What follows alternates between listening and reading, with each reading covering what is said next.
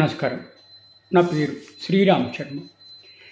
Telangana intermediate board 9 మంది intermediate చదువుతున్న విద్యార్థులకి పరీక్ష రాయకుండా ఆపేసింది. కారణం ఏంటంటే వాళ్ళు ఫీజు చెల్లించలేదని.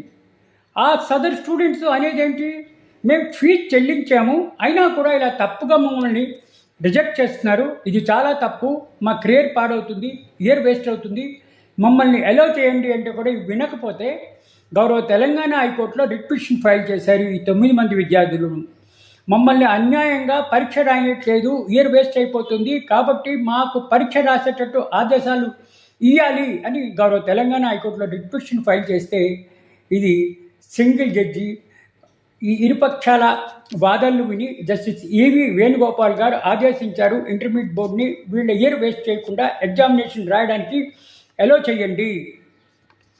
వీళ్ళు పరీక్ష ఫీజు చెల్లించారని అంటున్నారు, మీరేమో చెల్లించలేదు అంటున్నారు, అది తర్వాత విషయము. వీళ్ళు టైం వేస్ట్ అయిపోతుంది, ఇయర్ వేస్ట్ అయిపోతుంది, కెరియర్ వేస్ట్ అయిపోతుంది, కాబట్టి మానవతా దృష్టితో వీళ్ళని అలౌ చేయండి ఎగ్జామినేషన్ రాయించడానికి అని ఆదేశాలు ఇవ్వడం జరిగింది. ఈ పిల్లల కెరియర్ వేస్ట్ కాకుండా, టైం వేస్ట్ కాకుండా ఈ విధంగా గౌరవ హైకోర్టు ఇరుపక్షాల వాదనలు విని మానవతా దృష్టితో అలౌ చేయడం జరిగింది వీళ్ళని ఎగ్జామినేషన్ రాయడానికి.